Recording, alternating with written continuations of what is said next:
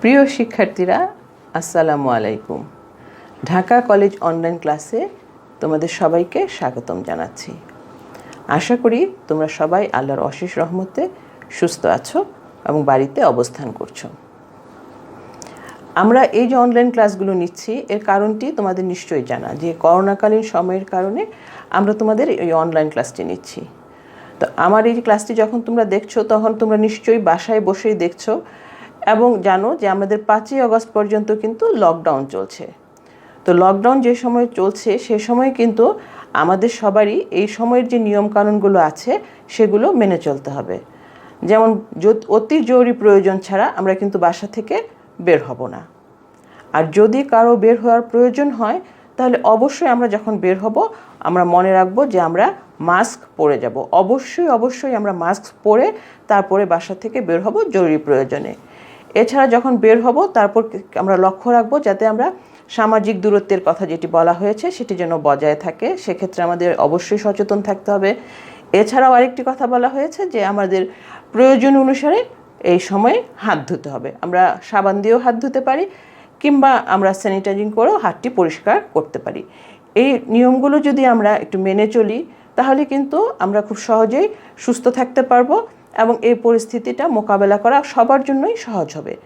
আর নিশ্চয়ই তুমি একজন সচেতন লোক এবং সে হিসেবে আশা করা যায় যে আমাদের ছাত্ররা নিজে তার পরিবারকেও এই ব্যাপারে সচেতন করবে এবং তার যে পাড়া প্রতিবেশী পরিচিত জন আছে তাদেরকেও বলবে যে আপনারা বের হলে মাস্ক পরে যাবেন, সামাজিক দূরত্বটি নিশ্চিত করবেন এবং প্রয়োজন অনুসারে হাত ধুবেন।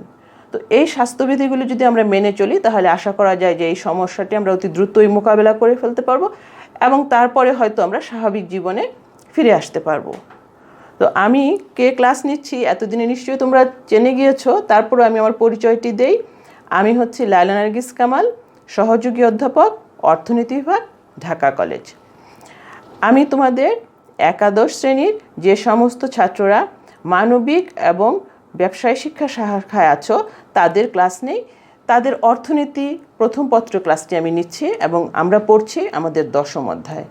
আমাদের 10ম অধ্যায়ের নাম মুদ্রা এবং ব্যাংক। এই মুদ্রা ও ব্যাংক এই অধ্যায়টি নিয়ে আমরা বেশ কয়েকটি ক্লাস নিয়েছি। প্রথম দিকের ক্লাসে আমাদের মুদ্রা সম্পর্কিত আলোচনা হয়েছিল এবং তারপরে আমরা ব্যাংক নিয়ে আলোচনা করছি। ব্যাংকের বিভিন্ন ধরনের প্রতিষ্ঠান নিয়ে আমরা আলোচনা করছিলাম। তো আজ আমি ব্যাংকের যে প্রতিষ্ঠান নিয়ে অর্থাৎ যে ধরনের ব্যাংক নিয়ে আলোচনা করব সেই ব্যাংকটি কিন্তু আমাদের কম বেশি সবারই বেশ পরিচিত, কেননা এই ব্যাংকের সঙ্গে আমাদের অনেক ধরনের কার্যক্রম পরিচালনা করতে হয় এবং আমাদের যারা ঢাকা কলেজের শিক্ষার্থী তারা তাদের কলেজের আশেপাশেও এই ধরনের ব্যাংক অনেকগুলোই দেখে থাকো। চলো আমরা এই ব্যাংকের একটু দেখি এগুলো কী ধরনের ব্যাংক, কয়েকটি নাম দেখি, তাহলেই আশা করি তোমরা চিনতে পারবে। এখানে তোমরা দেখতে পাচ্ছ একটি অগ্রণী ব্যাংক লেখা আছে, তারপর আছে Janata bank, standard chartered bank, BRAC bank, Sonali bank এবং ইসলামী ব্যাংক। তো এই ব্যাংকগুলোর নাম শুনে কি মনে হচ্ছে এগুলো কোন ধরনের ব্যাংক? আমার মনে হয় যে এটা সব ছাত্ররাই হয়তো জানো যে এগুলো হচ্ছে আসলে আমাদের বাণিজ্যিক ব্যাংক। তাহলে আজ আমরা এই বাণিজ্যিক ব্যাংক সম্পর্কে তোমাদের সঙ্গে আলোচনা করব। আমরা প্রথমে পড়েছিলাম কেন্দ্রীয় ব্যাংক। কেন্দ্রীয় ব্যাংক সম্পর্কে আমরা জেনেছিলাম কেন্দ্রীয় ব্যাংক কাকে বলে, এর কার্যাবলী কী ছিল এবং কিভাবে কেন্দ্রীয় ব্যাংক তার ঋণ নিয়ন্ত্রণ কার্যাবলীটি করে থাকে। আজ আমরা শুরু করতে যাচ্ছি বাণিজ্যিক ব্যাংক।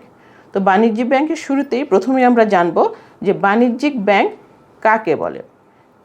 বাণিজ্যিক ব্যাংক বলতে আমরা এমন একটি আর্থিক প্রতিষ্ঠানকে বুঝি যে প্রতিষ্ঠানকে কিনা মুনাফা লাভের জন্য জনগণের কাছ থেকে আমানত সংগ্রহ করে এবং যাদের প্রয়োজন তাদেরকে ঋণ দেয় এবং এই দুইয়ের মাঝখান থেকেই তারা তাদের মুনাফাটি করে নেয়। সুতরাং আমরা বলতে পারি যে বাণিজ্যিক ব্যাংক হচ্ছে আসলে কি একটি আর্থিক প্রতিষ্ঠান। অর্থাৎ আমরা এইভাবে বলতে পারি যে বাণিজ্যিক ব্যাংক হলো এমন এক প্রকার আর্থিক প্রতিষ্ঠান যা মুনাফা অর্জনের উদ্দেশ্যে কোনো ব্যক্তি বা প্রতিষ্ঠানের অর্থ আমানত হিসাবে জমা রাখে ও অপর ব্যক্তি বা প্রতিষ্ঠানকে তাদের চাহিদা অনুযায়ী ঋণ হিসাবে প্রদান করে। অর্থাৎ এখানে আমরা যে কথাটি বলছি সেটি হচ্ছে যে বাণিজ্যিক ব্যাংক হচ্ছে একটি আর্থিক প্রতিষ্ঠান। প্রথমে যে জিনিসটি আমরা এখানে দেখতে পাচ্ছি যে বাণিজ্যিক ব্যাংক হচ্ছে একটি আর্থিক প্রতিষ্ঠান। সে কি করে, তার উদ্দেশ্য কি? তার উদ্দেশ্য হচ্ছে মুনাফা অর্জন করা, অর্থাৎ বাণিজ্যিক ব্যাংকের মূল উদ্দেশ্যটি হচ্ছে মুনাফা অর্জন করা। এবং কীভাবে মুনাফা অর্জন করবে সে কাজটি কী করে, যে কোনো ব্যক্তি বা প্রতিষ্ঠানের অর্থ সে কী করে আমানত হিসাবে জমা রাখবে এবং অপর ব্যক্তি বা প্রতিষ্ঠান যারা আছে তাদেরকে চাহিদা অনুযায়ী কী করে ঋণ হিসাবে অর্থটি প্রদান করে থাকে। অর্থাৎ তাহলে বাণিজ্যিক ব্যাংক হচ্ছে একটি আর্থিক প্রতিষ্ঠান, প্রথমে আমরা বললাম। তারপরে তার উদ্দেশ্যটা কি, মুনাফা অর্জন করা। মুনাফা অর্জন করার জন্য সে কী কাজটি করে, প্রথম হচ্ছে যে কোনো ব্যক্তি বা প্রতিষ্ঠানের অর্থ আমানত হিসাবে সে জমা রাখে এবং অপর ব্যক্তি বা প্রতিষ্ঠানকে তাদের যে চাহিদা আছে সে অনুযায়ী ঋণ হিসেবে প্রদান করে থাকে। তাহলে মুনাফাটা কিভাবে হচ্ছে, এই প্রশ্নটা প্রথমেই আসছে। আচ্ছা, মুনাফাটা হচ্ছে এভাবে যে আমরা অর্থ আমানত হিসেবে যারা জমা রাখে তাদেরকে উৎসাহী করার জন্য, অর্থাৎ যাতে মানুষজন আমানত হিসেবে তাদের কাছে অর্থ জমা রাখে, সেই জন্য কিন্তু তারা তাদেরকে কিছু সুদ দিয়ে থাকে। অর্থাৎ এই যে আমি অর্থ ব্যাংকে জমা রাখছি, তাহলে আমি কি হচ্ছে, আমি ভোগ বিরতি করছি, তাই না? আমার টাকাটা যখন আমি ব্যাংকে জমা দিয়ে রাখছি, এই ভোগ বিরতির পুরস্কার হিসাবেই বা জনগণকে আকৃষ্ট করার জন্যই হোক না কেন, তারা কি করে, সুদ দিয়ে থাকে। আবার যাদেরকে সে চাহিদা অনুযায়ী ঋণ প্রদান করে, সেই ঋণ প্রদান করে যাদেরকে করছে, তারা ঋণ যেহেতু নেয়, সেই জন্য তারা আবার কি করে, ব্যাংককে সুদ প্রদান করে। এবং এই দুই সুদের যে পার্থক্য হয়, অর্থাৎ যারা আমানত হিসাবে অর্থ জমা রাখে তাদেরকে তারা কম হারে সুদ দেয়, আর যাদেরকে ঋণ দিচ্ছে, সেই ঋণ যারা নিয়েছে সেই ব্যক্তিরা ব্যাংককে আবার বেশি হারে সুদ দিয়ে থাকে। এই দুই সুদের যে হারের যে পার্থক্য হয়, দুই পার্থক্য থেকেই তারা তাদের মুনাফাটি অর্জন করে থাকে। অর্থাৎ তাহলে আমরা বুঝতে পারলাম যে বাণিজ্যিক ব্যাংক হচ্ছে আর্থিক প্রতিষ্ঠান যেটি মুনাফা অর্জনের উদ্দেশ্যে কোনো ব্যক্তি বা প্রতিষ্ঠানের অর্থ যেমন আমানত হিসেবে গ্রহণ করছে, আবার প্রয়োজন অনুযায়ী কোনো ব্যক্তি বা প্রতিষ্ঠানকে এই অর্থ ঋণ হিসেবে প্রদান করছে এবং এর মাধ্যমেই সে তার মুনাফাটি অর্জন করে থাকে। বিভিন্ন অর্থনীতিবিদ বাণিজ্যিক ব্যাংকের ভিন্ন ভিন্ন সংজ্ঞা দিয়েছেন। চলো আমরা এখন সেই সংজ্ঞাগুলো একটু দেখি। প্রথমে আমরা দেখব অধ্যাপক গিলবার্টের সংজ্ঞা। ওনার মতে বাণিজ্যিক ব্যাংক হলো অর্থ ও মূলধনের কারবারি। অর্থাৎ বাণিজ্যিক ব্যাংক কিসের কারবার করে, অর্থ এবং মূলধন নিয়ে বাণিজ্যিক ব্যাংক কাজ করে থাকে। অর্থাৎ অর্থ এবং মূলধনের কারবারি হচ্ছে বাণিজ্য ব্যাংক। মধ্যস্থ কারবারি হিসাবে ব্যাংক শর্ত সাপেক্ষে এক পক্ষ হতে অর্থ ধার করে অন্য পক্ষকে সে অর্থ ঋণ দেয়। আচ্ছা, সে অর্থ এবং মূলধন নিয়ে তাহলে কাজ করে বাণিজ্যিক ব্যাংক, এবং সে হচ্ছে মধ্যস্থ কারবারি, অর্থাৎ দুই পক্ষের মাঝখানে সে হচ্ছে মধ্যস্থতা কারবারি। কি করে, যে এক পক্ষ থেকে সে অর্থটি নিচ্ছে, অর্থাৎ যারা তার কাছে অর্থ আমানত হিসেবে জমা রাখছে তাদের কাছ থেকে অর্থটি নিচ্ছে এবং অন্য পক্ষকে সে অর্থ ঋণ দিচ্ছে। আবার যাদের প্রয়োজন, যে ব্যক্তি বা প্রতিষ্ঠান, তাদেরকে সে এই অর্থটি দিয়ে যাচ্ছে। এটি কার মতে? এটি হচ্ছে অধ্যাপক গিলবার্টের মতে, যে বাণিজ্যিক ব্যাংক হলো অর্থ ও মূলধনের কারবারি এবং মধ্যস্থ কারবারি হিসাবে, অর্থাৎ মধ্যস্থতাকারী হিসাবে সে এক পক্ষ থেকে অর্থ জমা রাখে এবং অপর পক্ষকে সে ঋণ দিয়ে থাকে। এরপরে আমরা দেখব যার সংজ্ঞা, তিনি হচ্ছেন অধ্যাপক এ নাথ। উনি বলেছেন বাণিজ্যিক ব্যাংক হচ্ছে মাধ্যমিক মুনাফা তৈরির প্রতিষ্ঠান।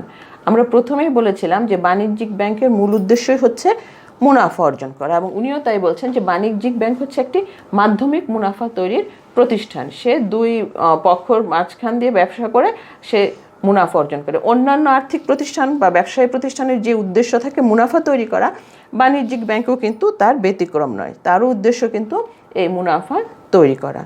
এরপর আমরা দেখছি প্রফেসর ক্রাউথারের সংজ্ঞা। উনি বলেছেন এক শ্রেণীর লোকের কাছ থেকে আমানত হিসাবে অর্থ জমা রাখা এবং অন্য আরেক শ্রেণীর লোককে ঋণ প্রদান করে নতুন অর্থ সৃষ্টি করা হলো ব্যাংক ব্যবসায়ীর কাজ।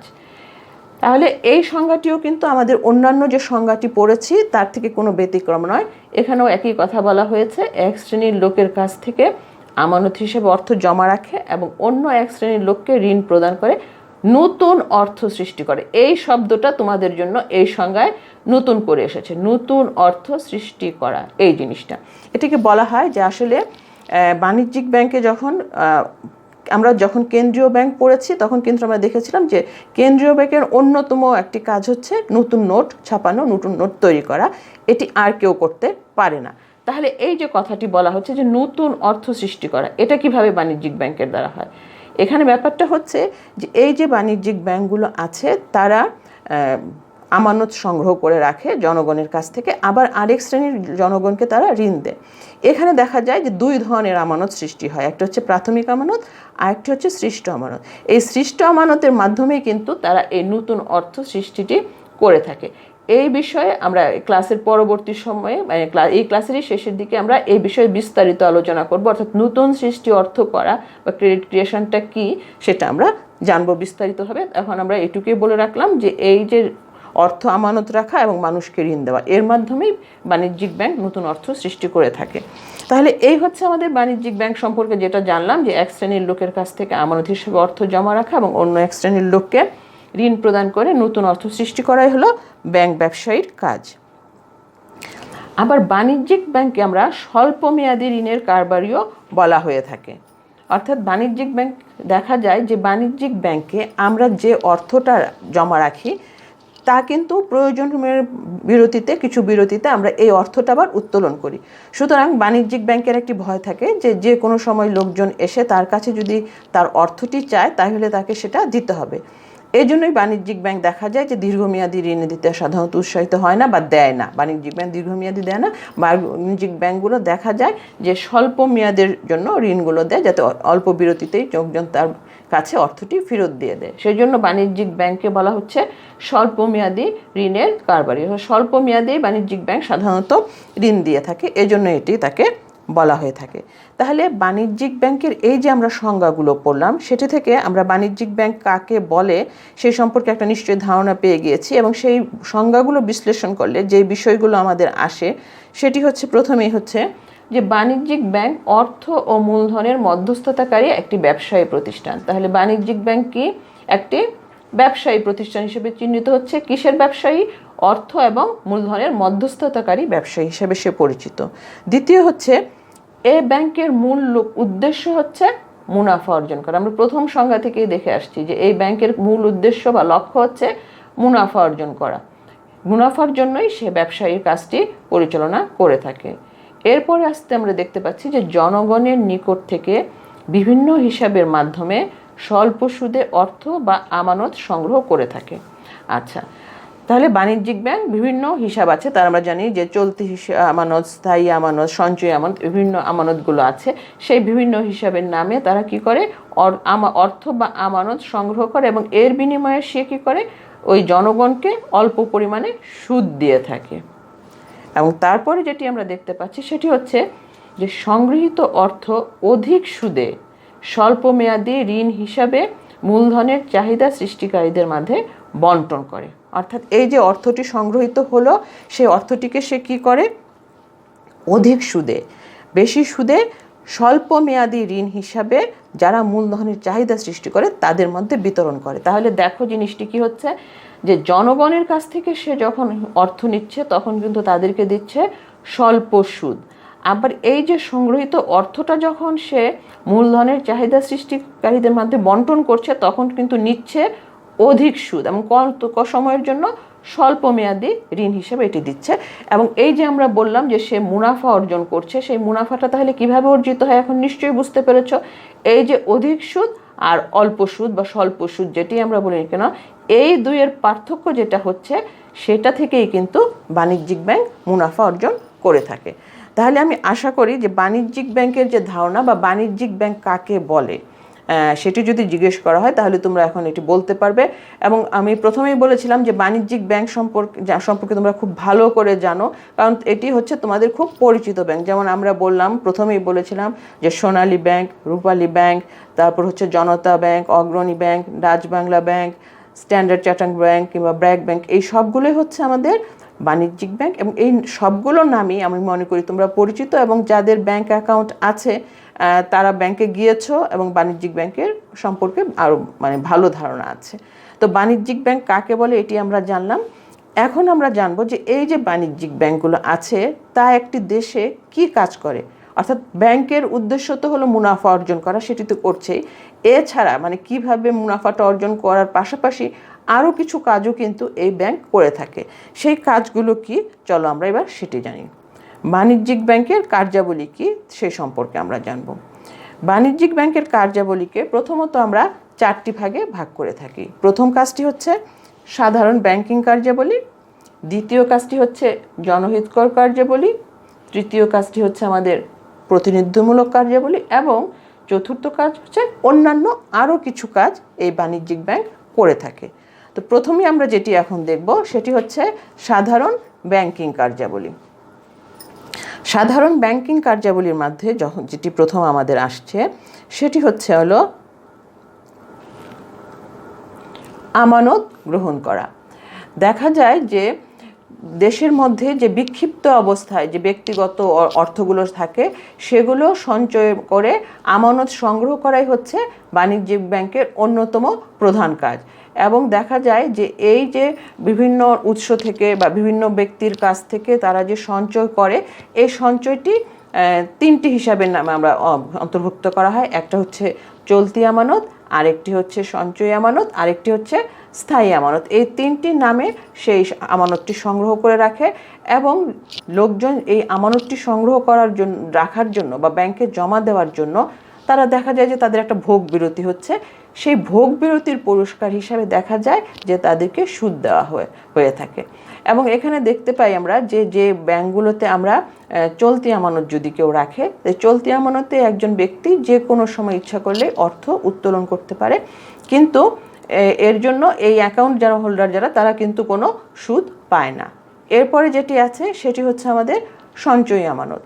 সঞ্চয় আমানতের অর্থ নির্দিষ্ট বিরতিতে তুলতে পারে বা যে নিয়ম আছে সেই নিয়মে তুলতে পারে, অর্থাৎ ফ্রিকোয়েন্টলি তোলার ব্যবস্থা নেই, কিন্তু নির্দিষ্ট বিরতিতে তুলতে পারে এবং এখানে দেখা যায় যে সুদ দেওয়া হয় এই সঞ্চয়ী আমানতের এগেনস্টে।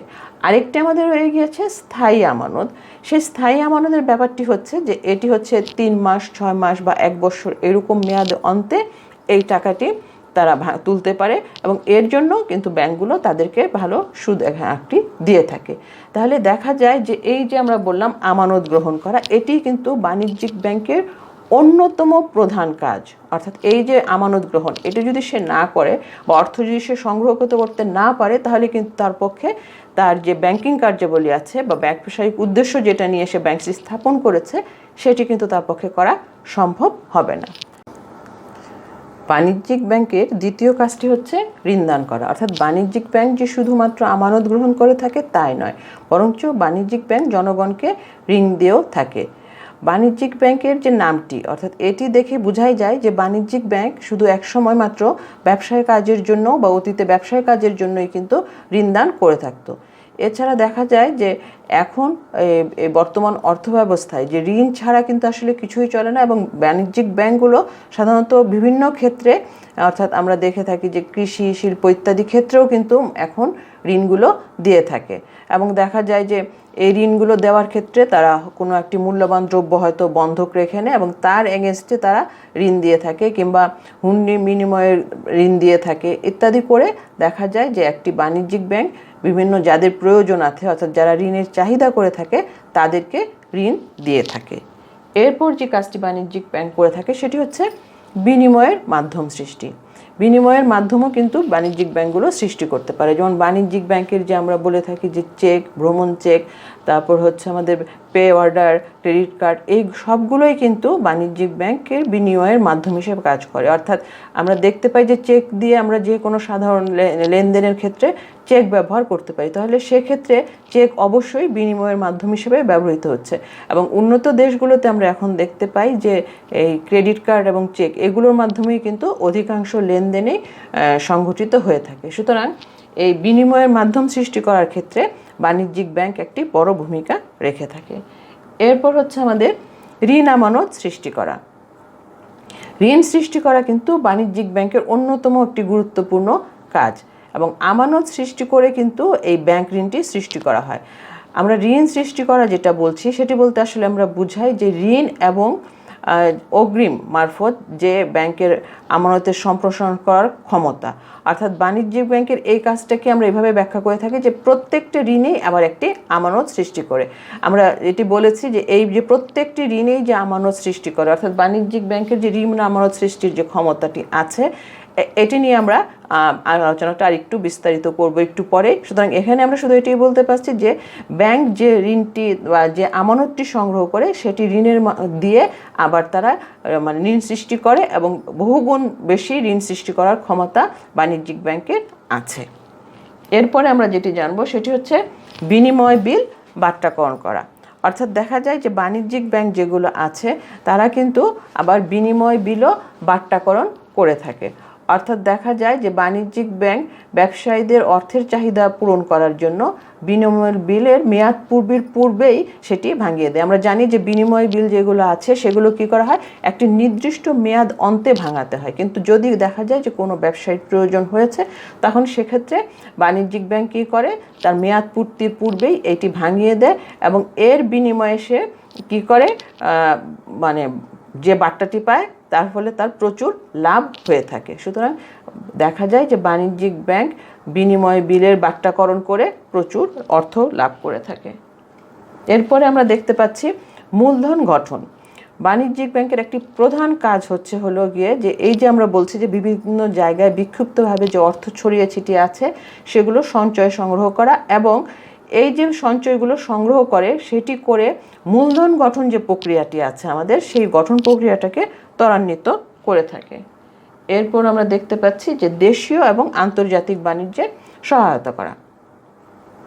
এটি আমরা অবশ্যই বুঝতে পারছি যে দেশের অভ্যন্তর এবং আন্তর্জাতিক পর্যায়ে যে বাণিজ্যগুলো আমাদের সংঘটিত হয় সেখানে কিন্তু আমাদের যে বাণিজ্যিক ব্যাংক আছে সেখানে প্রচুর অর্থের যোগান দিয়ে থাকে এবং একই সাথে সে যে কিভাবে ব্যবসা বাণিজ্য করতে হবে সেই ব্যাপারেও কিন্তু পরামর্শ দিয়ে থাকে এবং যারা ব্যবসায়ী আছেন তাদেরকে বিনিময় বিলের যে স্বীকৃতি প্রদান, হুন্ডি বাট্টাকরণ, এই সমস্ত কাজ করে বাণিজ্যিক ব্যাংকগুলো সহায়তা করে থাকে। সুতরাং আন্তর্জাতিক এবং অভ্যন্তরীণ উভয় ধরনের বাণিজ্য পরিচালনা করার জন্যই আমরা দেখতে পাচ্ছি যে আমাদের যে বাণিজ্যিক ব্যাংকগুলো আছে তারা সাহায্য করে থাকে। এগুলোই হচ্ছে আসলে আমাদের বাণিজ্যিক ব্যাংকের যে নর্মাল ব্যাংকিং কার্যাবলী। অর্থাৎ একটা দেশে একটা যদি বাণিজ্যিক ব্যাংক থাকে তাহলে এই কাজগুলো সে অবশ্যই করবে, এটি তার কাজের অন্তর্ভুক্ত। সেটিগুলো কি কি আমরা দেখলাম যে আমানত গ্রহণ করা, ঋণ দান করা, বিনিময়ের মাধ্যম সৃষ্টি করা, ঋণ আমানত সৃষ্টি করা, বিল বাট্টাকরণ করা, মূলধন গঠন করা এবং দেশীয় ও আন্তর্জাতিক বাণিজ্যে সহায়তা করা। এরপর আমরা দেখব সেটি হচ্ছে আমাদের জনহিতকর কার্যাবলী। অর্থাৎ জনগণের কল্যাণের জন্য যে বাণিজ্যিক ব্যাংক যে কাজগুলো করে থাকে সেগুলো হচ্ছে জনহিতকর কার্যাবলী। সেগুলো কি আমরা দেখি, জনহিতকর কার্যাবলী প্রথমে আছে অর্থ স্থানান্তর করা। বাণিজ্যিক ব্যাংক তার যে ক্লায়েন্টরা আছে তাদের যদি প্রয়োজন হয় এবং সেই জন্য কি করে, নিরাপদে এক স্থান হতে অর্থ আরেক স্থানে প্রেরণ করে থাকে এবং এই ক্লায়েন্টদের প্রয়োজনে সে মেল ট্রান্সফার এবং ব্যাংক ড্রাফটের মাধ্যমে দূরবর্তী স্থানে অর্থ পাঠিয়ে থাকে। অর্থাৎ এটি হচ্ছে আসলে যে যার ক্লায়েন্ট অর্থাৎ তার যারা মক্কেল আছে তাদের সুবিধার্থেই এই বাণিজ্যিক ব্যাংক এই অর্থ স্থানান্তরের কাজটি করে থাকে। অর্থাৎ নিরাপদে অর্থ এক স্থান থেকে আরেক স্থানে পাঠিয়ে দেয়। দ্বিতীয় হচ্ছে আমাদের ওয়েজ আর্নার হিসাবে কাজ করে। অর্থাৎ আমাদের যে সমস্ত ব্যক্তি দেশের বাইরে অবস্থান করে, বাণিজ্যিক ব্যাংক এই বিদেশে অবস্থানরত কর্মরত সমস্ত জনগণের বৈদেশিক আয় সংগ্রহ করে এবং দেশীয় সংশ্লিষ্ট মালিককে যথাযথ সেবা প্রদানে সহায়তা করে থাকে। অর্থাৎ ওয়েজ আর্নার হিসাবেও বাণিজ্যিক ব্যাংক কাজ করে থাকে। এরপর হচ্ছে আমাদের মূল্যবান জিনিসপত্র সংরক্ষণ করা। বাণিজ্যিক ব্যাংক জনগণের যে মূল্যবান সম্পদ আছে, যেমন আমরা বলি দলিল হতে পারে, স্বর্ণের অলংকার হতে পারে কিংবা খুব মূল্যবান একটি আর্ট হতে পারে, এগুলো সবই সংরক্ষণের ব্যবস্থা করে। অর্থাৎ আমরা দেখবে যে বিভিন্ন বাণিজ্যিক ব্যাংকের সামনে লেখা থাকে যে এখানে লকারের সুব্যবস্থা আছে। অর্থাৎ এখানে কিছু অর্থের বিনিময়ে জনগণ তাদের এই যে সম্পত্তি, মূল্যবান সম্পত্তিগুলো আছে সেখানে এটি নিরাপদে তারা রাখতে পারে।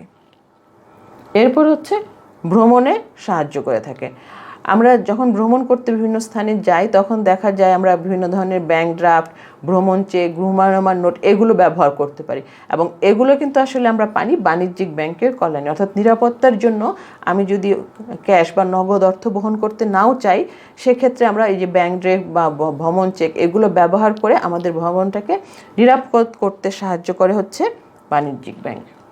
এরপরে আমরা দেখতে পাচ্ছি সনদপত্র প্রদান। অর্থাৎ এখানে আমরা দেখব যে একজন তার যে ক্লায়েন্ট আছে তিনি যে আর্থিকভাবে সচ্ছল এটির একটি সনদপত্রও কিন্তু এই বাণিজ্যিক ব্যাংক দিয়ে থাকে। অর্থাৎ আমরা অনেক সময় দেখি যে আমাদের বিভিন্ন কাজে, অর্থাৎ আমরা যখন কখনো কোনো লোক যদি তার নিজের দেশ থেকে অন্য দেশে যেতে চায়, তখন যাদের যদি ভিসার প্রয়োজন হয়, তাহলে অনেক সময় অনেক দেশ থেকে তার ব্যাংক সলভেন্সি বা অর্থের পরিমাণ কি আছে তা জানতে চায়। সেক্ষেত্রে বাণিজ্যিক ব্যাংক এই সনদপত্রটি প্রদান করে জনগণকে সাহায্য করে থাকে। এর ফলে জনগণের যে কাজ করার প্রয়োজন বা যে উদ্দেশ্যে প্রয়োজন সেই উদ্দেশ্যটি সাধিত হয়। এরপর আমরা দেখব হচ্ছে বাণিজ্যিক ব্যাংকের প্রতিনিধিত্বমূলক কার্যাবলী। অর্থাৎ বাণিজ্যিক ব্যাংক তার যে ক্লায়েন্ট বা মক্কেল আছে তাদের প্রতিনিধি হিসাবে দেখা যায় কিছু কাজ করবার পরিচালনা করে থাকে। সেগুলো হচ্ছে ঋণপত্র সংগ্রহ এবং প্রদান করা। অর্থাৎ বাণিজ্যিক ব্যাংক দেখা যায় যে তার যে ক্লায়েন্ট বা মক্কেল আছে তার প্রয়োজনে এই কাজটি করে থাকে। অর্থাৎ ক্লায়েন্টের পক্ষে চেক, বিল, প্রমিসরি নোট, তারপর হচ্ছে কুপন, আয়কর, বাড়ি ভাড়া, বিমা প্রিমিয়াম এই সমস্ত সংগ্রহ করে থাকে, আবার প্রদান করেও থাকে। অর্থাৎ আমি যদি মনে করি যে আমার একটি বাসা আছে এবং আমি সেই যেখানে আমার বাসা আছে আমি সেখানে অবস্থান করি না, অন্য কোনো দেশে অবস্থান করি, তখন যদি আমি বলে যাই যে আমার পক্ষ থেকে আমার ব্যাংকে যে আমার বাড়ি ভাড়াটি সংগ্রহ করতে, অর্থাৎ আমার যে ভাড়াটিয়া থাকবে সে ওই ব্যাংকের নামে আমার চেক দিয়ে দিবে ভাড়াটি সংগ্রহ ভাড়া হিসেবে, তখন ব্যাংক কিন্তু সেটি আমার পক্ষ থেকে সংগ্রহ করতে পারে। এছাড়াও ওই যে আমরা বললাম যে বিমার প্রিমিয়ার দেওয়া, অন্যান্য যে চেক বিল সংগ্রহ করা, এই কাজগুলো আমাদের বাণিজ্যিক ব্যাংক করে থাকে।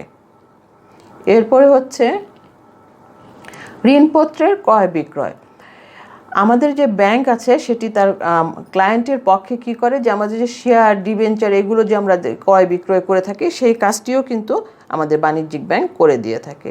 এরপরে আসছে হলো আমাদের ওসির কাজ। ওসির কাজটি হচ্ছে কি যে আমাদের যে সম্পত্তি আছে এইগুলো দেখাশোনা করা বা এই যে প্রপার্টি আছে সেগুলো ট্যাক্স দেওয়া এবং অন্যান্য যে ব্যবস্থাগুলো আছে বা ট্যাক্স আদায়ের ব্যবস্থা করা, এই কাজগুলো বাণিজ্যিক ব্যাংক করে থাকে। অর্থাৎ ওসির মাধ্যমে এই দায়িত্বটা সে নিয়ে সেই দায়িত্বটা সে পালন করে থাকে। এরপরে হচ্ছে যে বাণিজ্যিক ব্যাংক কখনো কখনো অবলেখকের কাজ হিসাবেও করে থাকে। অর্থাৎ যদি কোনো নতুন কোম্পানি বাজারে আসে তখন নতুন কোম্পানিগুলো কি করে যে শেয়ার বিক্রয়ের ঝামেলা থেকে মুক্ত থাকার জন্য সে ব্যাংককে এই দায়িত্বটা দিয়ে দেয় এবং ব্যাংক সেই কোম্পানির পক্ষে অবলেখক হিসেবে কাজটি করে থাকে। এরপরে হচ্ছে আমাদের বৈদেশিক বিনিময়ের কাজটিও আমাদের বাণিজ্যিক ব্যাংক করে থাকে। অর্থাৎ আমরা যখন বাণিজ্যিক ব্যাংকের সাহায্যে বিদেশের অর্থ সংক্রান্ত যে বিনিময়ের কাজটি হয় সেই কাজটিও আমাদের বাণিজ্যিক ব্যাংক সমাধান করে থাকে। তাহলে এগুলো হলো বাণিজ্যিক ব্যাংকের প্রতিনিধিত্বমূলক কাজ। অর্থাৎ বাণিজ্যিক ব্যাংকের যে ক্লায়েন্ট আছে তার পক্ষ থেকে এই কাজগুলো বাণিজ্যিক ব্যাংক করে থাকে। এরপরে আমরা যেটি দেখব সেটি হচ্ছে বাণিজ্যিক ব্যাংকের অন্যান্য কিছু কাজের কথা আমরা বলেছিলাম। সেই অন্যান্য কাজগুলো কি? বাণিজ্যিক ব্যাংকের অন্যান্য কাজগুলোর মধ্যে প্রথমেই রয়েছে তত্ত্বাবধান এবং মনিটরিং করা। অর্থাৎ একটি বাণিজ্যিক ব্যাংকে কিন্তু অনেকগুলো শাখা থাকে, তো সেক্ষেত্রে বাণিজ্যিক ব্যাংক তার অধীনে যে ব্যাংকগুলো রয়েছে বা সেগুলোর তত্ত্বাবধান এবং মনিটরিং করা। অর্থাৎ তার শাখা ব্যাংকগুলো সঠিকভাবে পরিচালিত হচ্ছে কিনা, তারা জনগণের সেবা সঠিকভাবে দিতে পারছে কিনা, এই সমস্ত ব্যবস্থা তত্ত্বাবধান এবং মনিটরিং করা হচ্ছে বাণিজ্যিক ব্যাংকের যে মূল শাখা থাকে তার কাজ। এরপরে হচ্ছে প্রশিক্ষণ ইনস্টিটিউট পরিচালনা করা। ব্যাংকে কর্মরত কর্মকর্তা কর্মচারী তাদের দক্ষতা বাড়ানোর জন্য এই আমাদের যে বাণিজ্যিক ব্যাংকগুলো থাকে তারা কিন্তু বিভিন্ন সময় প্রশিক্ষণ ইনস্টিটিউট যেগুলো আছে সেগুলো পরিচালনা করে। অর্থাৎ ব্যাংকিং দক্ষতা বাড়ানোর জন্য ব্যাংকারদের এই প্রশিক্ষণটি পরিচালনা তারা করে থাকে। এরপর হচ্ছে গবেষণা কার্যক্রম। অর্থাৎ দেশের অর্থনৈতিক অবস্থা সম্পর্কে বাণিজ্যিক ব্যাংকগুলো গবেষণা পরিচালনা করে এবং গবেষণাটি পরিচালনা করার করে দেশের কোনখানে অর্থনৈতিক অবস্থা কেমন সেই সম্পর্কে জনগণকে অবহিত করে এবং দেশের অর্থনৈতিক অবস্থা বর্তমানে কেমন চলছে সেই সম্পর্কে বিভিন্ন সময় বিভিন্ন প্রকাশনাও তারা বের করে থাকে। সর্বোপরি যেটি আমরা বলবো যে অর্থনৈতিক সমৃদ্ধি অর্জনে সহায়তা করা। অর্থাৎ আমরা বলছি যে বাণিজ্যিক ব্যাংকের মূল উদ্দেশ্য হচ্ছিল মুনাফা অর্জন করা এবং মুনাফা অর্জনের লক্ষ্যে সে তার ব্যবসায়িক কার্যক্রম পরিচালনা করে। তবে বাণিজ্যিক ব্যাংকের আমরা যে কার্যাবলীগুলো এতক্ষণ দেখলাম তা থেকে কিন্তু আমরা এতক্ষণে বুঝতে পেরেছি যে একটি দেশে যদি বাণিজ্যিক ব্যাংক না থাকে তাহলে কিন্তু দেশের অর্থনীতির চাকা সচল থাকা সম্ভব না। কারণ এই যে আমানত গ্রহণ করা এবং ঋণ দেওয়া এবং ঋণের মাধ্যমে মূলধন সৃষ্টি করা এবং বিনিয়োগকে আরও সামনের দিকে এগিয়ে নিয়ে যাওয়া, এই যে কাজগুলো, এটি কিন্তু আসলে বাণিজ্যিক ব্যাংক না থাকলে করা সম্ভব হতো না। সুতরাং সেক্ষেত্রে অর্থনৈতিক সমৃদ্ধি অর্জন করার জন্য বাণিজ্যিক ব্যাংক কিন্তু আমাদেরকে অবশ্যই সহায়তা করে থাকে এবং এজন্যই আমরা বলবো যে একটি দেশের জন্য বাণিজ্যিক ব্যাংক অবশ্য প্রয়োজনীয়। এবং আমরা দেখি যে বিশ্বের যতগুলো দেশ আছে, আমরা যদি লক্ষ্য করি দেখব যে বিশ্বের সব দেশেই কিন্তু বাণিজ্যিক ব্যাংক আছে এবং এই বাণিজ্যিক ব্যাংকগুলো সব দেশের অর্থনৈতিক চাকা সচল রাখার জন্য সচেষ্ট আছে এবং জনগণের বিভিন্ন আমরা দেখলাম যে প্রতিনিধিত্বমূলক কাজ, কিছু উপকার ধরনের কাজ সবই কিন্তু বাণিজ্যিক ব্যাংক করে থাকে। সুতরাং বাণিজ্যিক ব্যাংকের উদ্দেশ্য মুনাফা অর্জন করা হলেও সে তার কাজের মাধ্যমে একটি দেশের অর্থনৈতিক অগ্রগতিতে অবশ্যই সহায়তা করে থাকে। তাহলে আমরা বাণিজ্যিক ব্যাংকের কার্যাবলীও দেখে ফেললাম। এখন আমরা যেটি দেখব সেটি হচ্ছে যে জন্য আমরা বারবার কথা বলছিলাম যে বাণিজ্যিক ব্যাংকের ঋণ সৃষ্টির প্রক্রিয়া নিয়ে আমরা এখন আলোচনা করব। আমরা যদি বলি যে আসলে যে এই যে আমরা জনগণ যারা ব্যাংকে গিয়ে উদ্বৃত্ত অর্থটি আমরা জমা রাখি এবং সেটি ব্যাংক সঞ্চয় হিসেবে গ্রহণ করে। এই যে আমি প্রথম ব্যাংকে গেলাম এবং গিয়ে আমার অর্থটি সেখানে জমা রাখলাম, এটিকে আমরা আসলে বলি হলো গিয়ে প্রকৃত আমানত। এবং এই দেশের যে ব্যাংকিং প্রত্যেক দেশেরই কিন্তু একটা ব্যাংকিং আইন আছে। সেই ব্যাংকিং আইন অনুযায়ী কি করা হয়, ব্যাংকিং আইন অনুযায়ী একটা রিজার্ভ রেশিও রাখতে হয়। আমরা যখন সেন্ট্রাল ব্যাংক পড়েছি তখন কিন্তু আমরা রেখেছি যে রিজার্ভ রেশিও মানে একটা নির্দিষ্ট পরিমাণ অর্থ, আমানতের একটি নির্দিষ্ট পরিমাণ অর্থ, নগদ অর্থ সেটা ব্যাংক জমা রাখে। এটাকে আমরা বলি লিগ্যাল রিজার্ভ রেশিও। এই নির্দিষ্ট পরিমাণ অর্থ জমা রেখে, ক্যাশ বা নগদ অর্থ জমা রেখে বাকি অর্থ কিন্তু ব্যাংক মানুষকে ঋণ দিয়ে থাকে এবং যখন এই ঋণটি কোনো ব্যক্তিকে দেয় তখন কিন্তু ব্যাংক আবার সেই ব্যক্তিকে ওই ব্যাংকে একটি অ্যাকাউন্ট খোলায় এবং সেই অ্যাকাউন্টটাকে বলা হয় হচ্ছে সৃষ্ট আমানত। এবং এই যে সৃষ্ট আমানত সে খুললো সেখানে তার ঋণের অর্থটি থাকে এবং চেকের মাধ্যমে ওই ব্যক্তি ওই অর্থটি উত্তোলন করতে পারে। এবং এই যে প্রাথমিক আমানত, অর্থাৎ একজন ব্যক্তি যখন প্রথমে গিয়ে ব্যাংকে টাকা জমা দিল, সেটি হচ্ছিল আমরা বলেছিলাম যে প্রাথমিক আমানত। এবং এই প্রাথমিক আমানত থেকে রিজার্ভের অংশটুকু জমা রেখে বাকি অর্থটুকু সে অন্য ব্যক্তিকে ঋণ দেওয়ার জন্য যে আরেকটি আমানত করলো, সেটি হচ্ছে আমরা বলছি সৃষ্টি আমানত।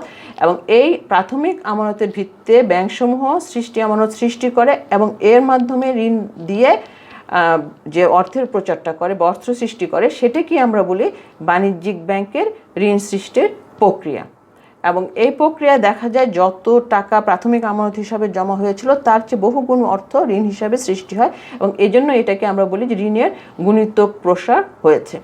অর্থাৎ তাহলে আমরা বুঝতে পারছি যে এই যে আমরা বাণিজ্যিক ব্যাংকের ঋণ সৃষ্টির প্রক্রিয়াটির কথাটি বললাম, সেটি হচ্ছে যে একটি বাণিজ্যিক ব্যাংক প্রাথমিক যে আমানতটি রাখবে এবং তারপরে যে সৃষ্ট আমানতের সৃষ্টি হয় তখন এর মাধ্যমে যে কয়েক গুণ বেশি ঋণ দিতে পারে সেটাকে আমরা বলি বাণিজ্যিক ব্যাংকের ঋণ সৃষ্টির প্রক্রিয়া। তো প্রথমে আমরা দেখি একটু যে কি বলছে এই সম্পর্কে। বলা হচ্ছে credit creation is the process of money creation. Commercial banks are able to create credit which is in far excess of the initial deposits. অর্থাৎ আমাদের যে ঋণ সৃষ্টির প্রক্রিয়া সেটি হচ্ছে একটা প্রসেস বা প্রক্রিয়া। ঋণ সৃষ্টিটা হচ্ছে একটি প্রসেস বা প্রক্রিয়া অফ মানি ক্রিয়েশন, কিসের অর্থ সৃষ্টির একটি প্রসেস বা প্রক্রিয়া। ক্রেডিট ক্রিয়েশনটি হচ্ছে অর্থ সৃষ্টির একটি প্রসেস বা প্রক্রিয়া। এটা কে করে থাকে? এটি করে থাকে commercial bank. Commercial banks are able to create credit, অর্থাৎ কমার্শিয়াল ব্যাংক বা বাণিজ্যিক ব্যাংক এই ঋণটি সৃষ্টি করতে পারে which is far excess of the initial deposit, যা কিনা প্রাথমিক জমানত বা প্রাথমিক আমানতের চেয়ে অনেক অনেক গুণ বেশি। তাহলে এখানে ক্রেডিট ক্রিয়েশন সম্পর্কে আমরা কি কথাটা বুঝলাম, যে ক্রেডিট ক্রিয়েশন হচ্ছে একটা প্রক্রিয়া বা প্রসেস অর্থ সৃষ্টি করা, যেটা আমরা বলেছিলাম যে অর্থ সৃষ্টি করে নতুন বাণিজ্যিক ব্যাংক নতুন অর্থ সৃষ্টি করে থাকে। তাহলে এখন নিশ্চয়ই বুঝতে পারছো যে বাণিজ্যিক ব্যাংক কীভাবে নতুন অর্থ সৃষ্টি করে। বাণিজ্যিক ব্যাংক ঋণের মাধ্যমে নতুন অর্থ সৃষ্টি করে। অর্থাৎ তাহলে credit creation is a process of money creation, অর্থ সৃষ্টির একটি প্রক্রিয়া, যেটা কে করে হচ্ছে কমার্শিয়াল ব্যাংক এবং এটি কী হয় এর ফলে? এটা হচ্ছে যে আমাদের ইনিশিয়াল বা প্রাথমিক যে ডিপোজিটটা থাকে তার অনেক গুণ বেশি এই আমাদের মানি ক্রিয়েশন হয়ে থাকে। তো এটি হচ্ছে আমাদের বাণিজ্যিক ব্যাংকের ঋণ সৃষ্টির মানে মূল বিষয়টি যদি আমরা বলি, সেটাই যে প্রাথমিক আমানতের ভিত্তিতে কয়েক গুণ বেশি আমাদের ঋণ সৃষ্টি করা সম্ভব হয়। সেটা কিভাবে হয় সেটি আমরা দেখব। এখন যে বাণিজ্যিক ব্যাংকের যে আমানত, সেটি আমরা প্রথমেই বললাম যে সেটিকে আমরা দুটো ভাগে ভাগ করেছি। একটা হচ্ছে প্রাথমিক বা প্রকৃত আমানত, আরেকটি হচ্ছে সৃষ্ট আমানত। এটি সম্পর্কে আমি বলেছি যে একজন ব্যক্তি যখন ব্যাংকে যায়, ব্যাংকে গিয়ে যখন তার একটি অ্যাকাউন্ট খুলে এবং টাকা জমা দেয়, সেটি হচ্ছে প্রাথমিক বা প্রকৃত আমানত। এখন যখন এই ব্যাংকে প্রাথমিক বা প্রকৃত আমানতটি জমা হয়, তখন বাণিজ্যিক ব্যাংক তার যে লিগ্যাল রেজিও রাখার কথা আছে, সেটি রেখে লিগ্যাল রেশিও রিজার্ভটি রেখে বাকি অর্থ কিন্তু ঋণ হিসাবে প্রদান করে। তো তখন এই ঋণ প্রদান করার জন্য তখন তারা ঋণদাতাকে ওই ব্যাংকে আরেকটি অ্যাকাউন্ট খুলে, এই অ্যাকাউন্টকে বলা হয় সৃষ্ট আমানত। এবং এই যে সৃষ্ট আমানত হলো, তখন যেই ঋণ গ্রহীতা ব্যক্তি আছেন, সেই ঋণ গ্রহীতা ব্যক্তি কী করবেন? তাকে চেকের মাধ্যমে এই ঋণ উত্তোলনের ক্ষমতাটি দেওয়া হয়। তাহলে দেখা যায় যে এই ব্যক্তি কী করে? এই ব্যাংক থেকে আবার চেকের মাধ্যমে তার টাকাটি উত্তোলন করে নেয়। অর্থাৎ তাহলে প্রথমে হচ্ছে প্রাথমিক আমানত এবং তারপরে হচ্ছে আমাদের সৃষ্ট আমানত। এই দুই আমানতের উপর ভিত্তি করে আসলে কিন্তু আমাদের ক্রেডিট ক্রিয়েশনের বিষয়টি পরিচালিত হয়ে থাকে। সুতরাং আমরা এভাবে বলতে পারি যে বাণিজ্যিক ব্যাংকের প্রথম আমানতের ভিত্তিতে যে প্রক্রিয়ার দ্বারা মোট আমানতের প্রসার ঘটে, সেই প্রক্রিয়াতেই আমরা বলছি আমানতের গুণিত প্রসার। অর্থাৎ আমরা দেখব যে এই যে প্রাথমিক আমানত, এটি একটি প্রসেসের ভিতর দিয়ে দেখব যে মোট আমানত আমরা শেষে যেটি পাবো সেটি কিন্তু অনেক গুণ বেশি হয়ে যাবে। এবং এটাই হচ্ছে যে আমানতের বা ঋণের গুণিত প্রসার। তাহলে এই যে আমানতের বা ঋণের গুণিতকে আমরা প্রসার করতে যাব বা বাণিজ্যিক ব্যাংকের যে ঋণ সৃষ্টি আমরা করতে যাচ্ছি, এটি করার জন্য আমাদেরকে কিছু অনুমিত শর্ত মেনে চলতে হয়। সেই অনুমিত শর্তগুলো কি? সেই অনুমিত শর্তগুলো হচ্ছে দেশে একাধিক বাণিজ্যিক ব্যাংকের উপস্থিতি থাকতে হবে, অর্থাৎ অনেকগুলো বাণিজ্যিক ব্যাংক সেইখানে থাকতে হবে। দ্বিতীয়ত হচ্ছে আমার জনগণ ব্যাংকের মাধ্যমে সব ধরনের আর্থিক লেনদেন সম্পন্ন করে। অর্থাৎ যেই দেশের এই ব্যাংকগুলোটা অবস্থিত হবে, সেই দেশের জনগণ কি করবে? ব্যাংকের মাধ্যমে আর্থিক লেনদেনটি সম্পন্ন করবে। অর্থাৎ যদি দেখা যায় যে ব্যাংকিং কার্যক্রম না থাকে, তাহলে কিন্তু বাণিজ্যিক ব্যাংকের ঋণ সৃষ্টির প্রক্রিয়াটি চালু থাকবে না। কারণ আমরা যদি এক ব্যক্তির কাছ থেকে টাকা আরেক ব্যক্তির হাতে দিয়ে দেই, তাহলে কিন্তু এই প্রক্রিয়াটি চালু থাকতে হবে না। এখানে অবশ্যই ক্রেডিট ক্রিয়েশন বা ঋণ সৃষ্টি হতে গেলে ব্যাংকের একটি গুরুত্বপূর্ণ ভূমিকা আছে এবং ব্যাংকের অনুপস্থিতিতে এটি হবে না। এবং জনগণ যারা আছে সেই দেশের, তাদের অবশ্যই ব্যাংকের মাধ্যমে এই আর্থিক লেনদেনগুলো সম্পন্ন করতে হবে।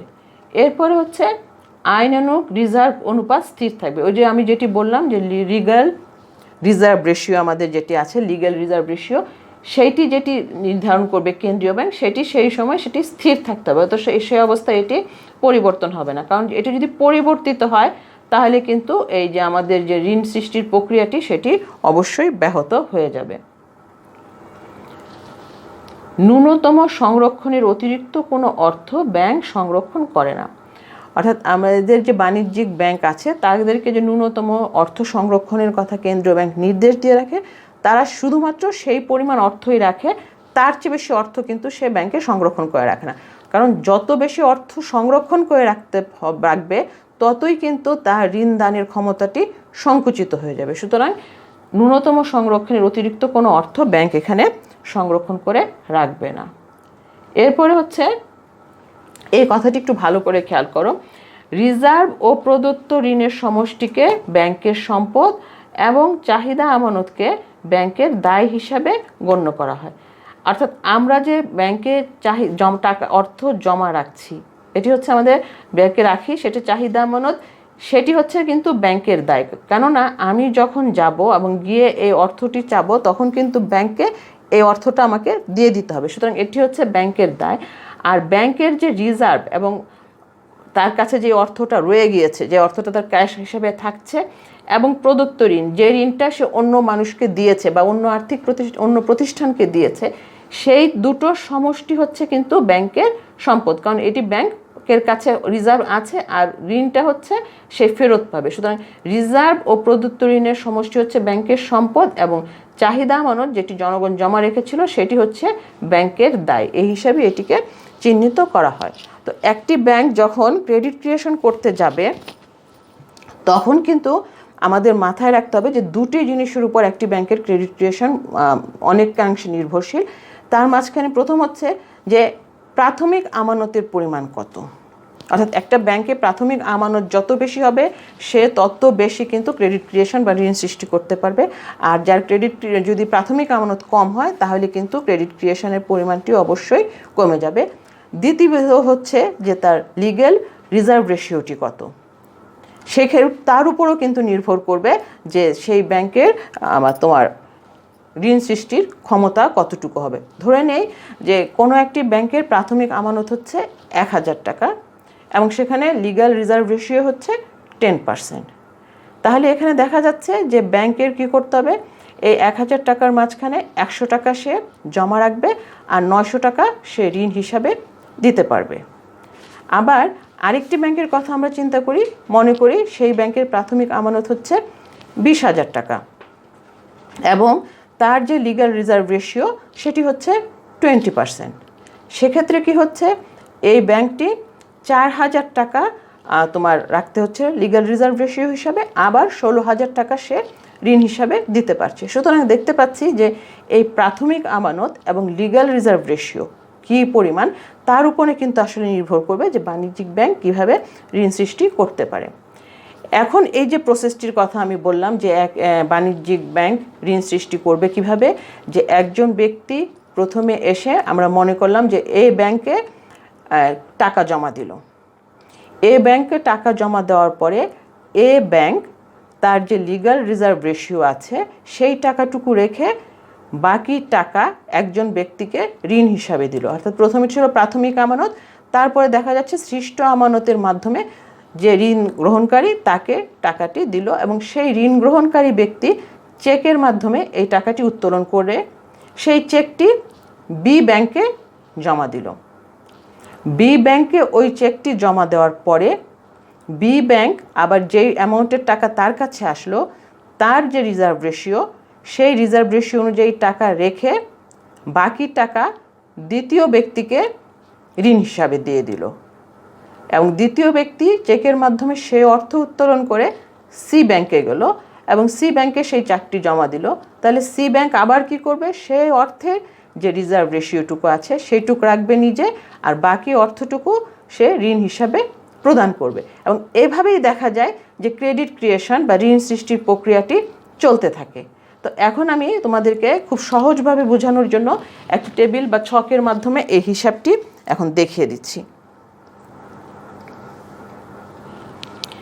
এখানে আমরা বাণিজ্যিক ব্যাংকের ঋণ সৃষ্টির প্রক্রিয়াটি দেখিয়েছি। এখানে আমরা 4টি ব্যাংক প্রথমে এখানে মনে করেছি যে আসলে এখানে ব্যাংকের সংখ্যা অনেক হবে। আমরা যখন আলোচনাটি চালাতে থাকবো তখন বুঝতে পারবো যে ব্যাংকের সংখ্যা অসংখ্য হবে, এই জন্য এখানে ডট দিয়ে রেখেছি। তারপরে আমরা প্রাথমিক চাহিদা আমানত দেখিয়েছি, তারপর সৃষ্ট আমানত বা ঋণ দেখেছি এবং ন্যূনতম রিজার্ভ দেখিয়েছি। আচ্ছা, এখানে প্রথমে আমরা মনে করি যে প্রাথমিক আমানত হলো আমাদের 1000 টাকা এবং এখানে লিগ্যাল রিজার্ভ রেশিও হচ্ছে 20%। তাহলে আমাদের প্রাথমিক আমানত কত, 1000 টাকা এবং লিগ্যাল রিজার্ভ রেশিও হচ্ছে আমাদের 20%। তাহলে প্রথমে একজন ব্যক্তি এ ব্যাংকে গেলেন, এ ব্যাংকে গিয়ে 1000 টাকা জমা দিলেন। তাহলে এটি কি, এটি হচ্ছে আমাদের প্রকৃত আমানত বা প্রাথমিক আমানত। এই প্রাথমিক এবং প্রকৃত আমানত জমা হওয়ার পরে ব্যাংক তার যে লিগ্যাল রিজার্ভ রেশিও আমরা বললাম 20%, তাহলে 1000 টাকার 20% হচ্ছে আমাদের 200 টাকা। সেই 200 টাকা ন্যূনতম রিজার্ভ হিসাবে তার ব্যাংকে রাখলো এবং বাকি যে 800 টাকা রইল সেটা কিন্তু সে ঋণ হিসাবে দিতে পারবে।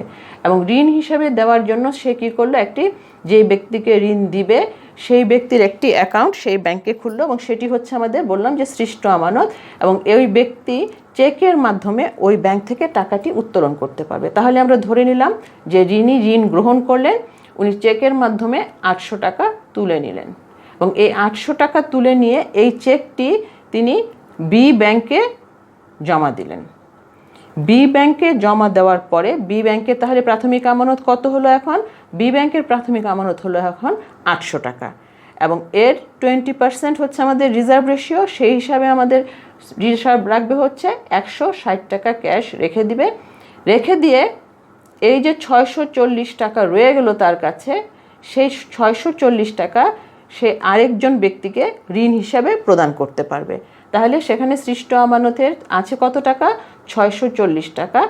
এই 640 টাকা যখন এই যে আমাদের আরেকজন ঋণ গ্রহীতাকে দেওয়া হলো, সেই ঋণ গ্রহীতা চেকের মাধ্যমে এই টাকাটি উত্তোলন করে সি ব্যাংকে গেল এবং সি ব্যাংকে গিয়ে এই 640 টাকা জমা দিল। তাহলে সি ব্যাংকের প্রাথমিক আমানত হচ্ছে 640 টাকা। সে আবার কি করবে? ওই একই সিস্টেম, 20% ন্যূনতম রিজার্ভ 128 টাকা সে জমা রাখবে এবং 512 টাকার তার সৃষ্ট আমানত হিসেবে আরেকজন ঋণ গ্রহীতাকে সে ঋণটি দিয়ে দিবে এবং সেই ঋণ গ্রহীতাও আবার একই প্রসেসে এই চেকটি নিবে, চেকের মাধ্যমে টাকাটি উত্তোলন করবে এবং সেই চেকটি নিয়ে আমাদের ডি ব্যাংকে 512 টাকা জমা দিবে। তাহলে ডি ব্যাংকের প্রাথমিক চাহিদা আমানত হয়ে যায় 512 টাকা এবং তার ন্যূনতম রিজার্ভ 20% হিসাবে সে রাখবে 102.40 টাকা এবং সে তার সৃষ্ট আমানত হচ্ছে 409.60 টাকা। এইভাবে দেখা যাচ্ছে যে এই যে প্রাথমিক আমানত যেটি পড়ে তার 20% ন্যূনতম রিজার্ভ হিসেবে রাখে এবং বাকি যেটা থাকে টাকা সেটি সৃষ্ট আমানত হিসেবে একজন ব্যক্তিকে ব্যাংক ঋণ দেয় এবং সেই ব্যক্তি সেই টাকা নিয়ে দ্বিতীয় আরেকটি ব্যাংকে গিয়ে জমা দেয় এবং সেটি সেখানে প্রাথমিক আমানত হিসেবে জমা হয় এবং সেই একই প্রসেস কিন্তু তখন চলতে থাকে।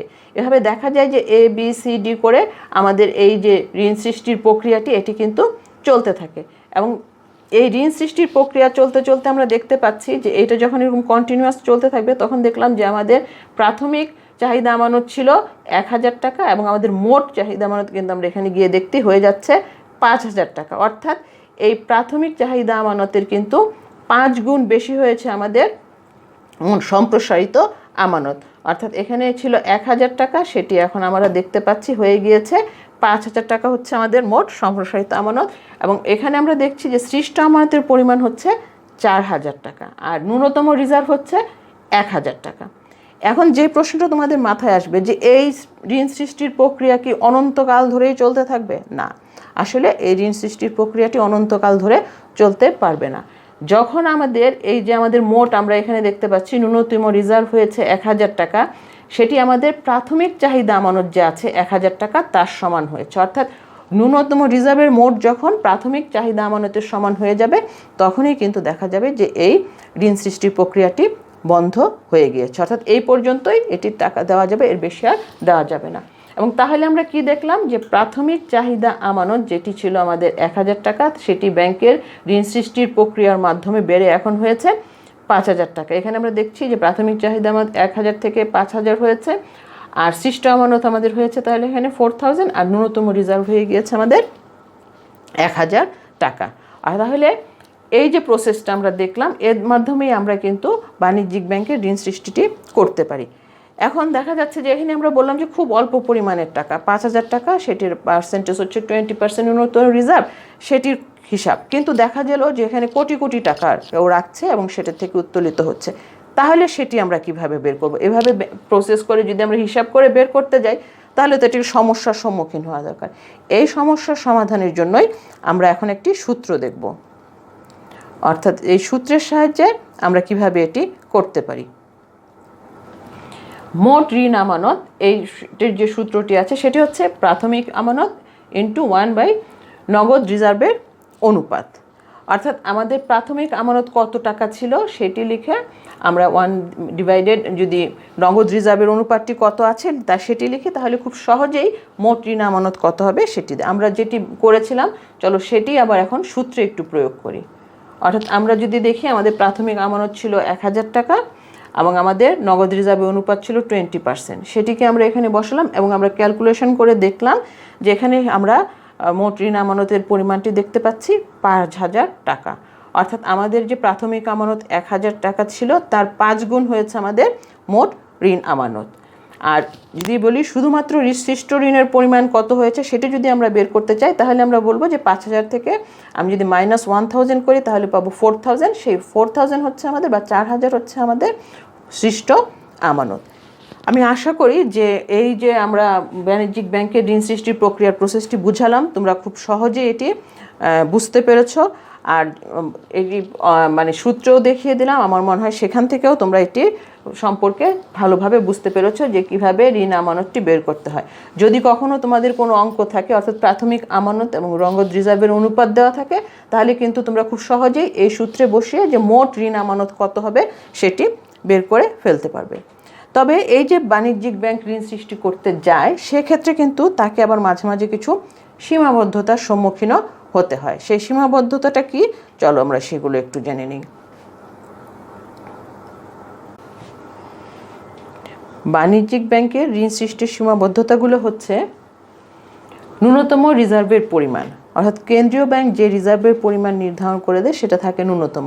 যদি কোনো কারণে দেখা যায় যে কেন্দ্রীয় ব্যাংক তার রিজার্ভ বাড়িয়ে দিয়েছে, রিজার্ভের পরিমাণ, তাহলে দেখা যায় যে বাণিজ্যিক ব্যাংকগুলো ঋণদানের ক্ষমতা সংকুচিত হয়ে যায়। এবং তারপর হচ্ছে প্রাথমিক আমানতের পরিমাণ। প্রাথমিক আমানতের পরিমাণ যদি বেশি থাকে কোনো ব্যাংকে, অবশ্যই সেই ব্যাংকের বাণিজ্যিক ব্যাংকের ঋণ সৃষ্টির ক্ষমতাটাও বাড়ে যায়। কিন্তু যদি প্রাথমিক আমানত কম থাকে তাহলে ব্যাংকের ঋণ সৃষ্টির ক্ষমতা যেটি আছে সেটি সংকুচিত হয়। নগদপ্রিয়তা।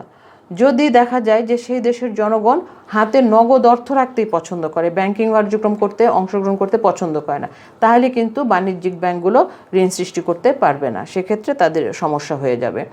তারপরে আমরা দেখতে পাচ্ছি উপযুক্ত জামানত। বাণিজ্যিক ব্যাংকগুলো থেকে যদি কেউ ঋণ গ্রহণ করতে যায় তাহলে কিন্তু তার কিছু জামানত করতে হয়, মূল্যবান বস্তু কিংবা হুন্ডি ইত্যাদি। তো এখন যদি দেখা যায় যে সেই ব্যক্তিদের কাছে উপযুক্ত জামানত নেই, তাহলেও কিন্তু তারা ঋণ গ্রহণ করতে পারবে না, এবং সেক্ষেত্রেও বাণিজ্যিক ব্যাংকের ঋণ সৃষ্টির ক্ষমতা সংকুচিত হয়ে যাবে। তারপর আমরা দেখছি ঋণ গ্রহীতার সংখ্যা। যদি দেশের লোকজন ঋণ গ্রহণ করতে আগ্রহী না হয়, যে কোনো কারণেই হতে পারে, কোনো একটি দেশের লোকজন ঋণ গ্রহণ করতে আগ্রহী নয়, ঋণ গ্রহীতার সংখ্যা অনেক কম, তাহলেও বাণিজ্যিক ব্যাংক ঋণ সৃষ্টির ক্ষমতা কমে যাবে, সে ঋণ সৃষ্টি করতে পারবে না। আরেকটি হচ্ছে ব্যবসায় মন্দাভাব, অর্থাৎ যদি যেই দেশে এই বাণিজ্যিক ব্যাংকটি অবস্থিত সেই দেশে যদি দেখা যায় যে ব্যবসায় মন্দাভাব বিরাজমান, তাহলে কিন্তু দেখা যাবে যে বাণিজ্যিক ব্যাংকগুলো ঋণ সৃষ্টি করতে পারে না। অর্থাৎ মানুষ কিন্তু আমরা জানি যে ব্যবসা বাণিজ্য করার জন্যই মূলত ঋণ গ্রহণ করে থাকে। তো সুতরাং যে ক্ষেত্রে দেখবে যে ঋণের পরিমাণ মানে ব্যবসায় মন্দা চলছে, সুতরাং আমি ঋণ নিতে যাব না, যেহেতু ঋণ নিতে যাব না, সুতরাং বাণিজ্যিক ব্যাংকের ক্ষেত্রে ঋণ সৃষ্টির ক্ষেত্রে সীমাবদ্ধতা সৃষ্টি হয়ে যাবে। এগুলোই হচ্ছে আমাদের ক্ষেত্রে মূলত যে বাণিজ্যিক ব্যাংকের জন্য ঋণ সৃষ্টির সীমাবদ্ধতা বা ক্ষমতা সংকোচনের কারণগুলো। তাহলে আজ আমরা জানলাম আসলে বাণিজ্যিক ব্যাংক কাকে বলে, বাণিজ্যিক ব্যাংকের কাজ, এবং তার সঙ্গেও জানলাম যেটি খুবই গুরুত্বপূর্ণ তোমাদের জন্য, সেটি হচ্ছে বাণিজ্যিক ব্যাংকের ঋণ সৃষ্টির প্রক্রিয়া। এটি তোমরা খুব ভালোভাবে পড়বে যে এই প্রক্রিয়াটি কীভাবে সংঘটিত হয়। খুবই সোজা, প্রথমে একটু শোনার সময় একটু জটিল লাগলেও একটু মনোযোগ দিয়ে দেখলেই দেখবে যে এটি কোনো জটিল কিছু না, খুব সহজ একটা প্রসেস, একটা নির্দিষ্ট নিয়ম মেনে এটি সংঘটিত হয়। সুতরাং এটি বোঝার জন্য খুব একটা কঠিন কিছু হবে না বলেই আমি বিশ্বাস করি। আর তোমরা যারা এতক্ষণ আমার ক্লাস দেখেছো তাদের সবাইকে অনেক অনেক ধন্যবাদ জানাচ্ছি, এবং সেই সঙ্গে আবারও মনে করিয়ে দিচ্ছি জরুরি প্রয়োজন ছাড়া বাসার বাইরে যাবে না।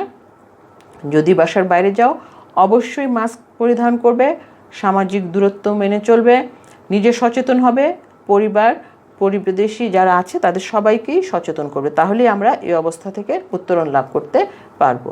সবাইকে আবারও আন্তরিক ধন্যবাদ জানিয়ে আমার ক্লাস এখানেই শেষ করছি।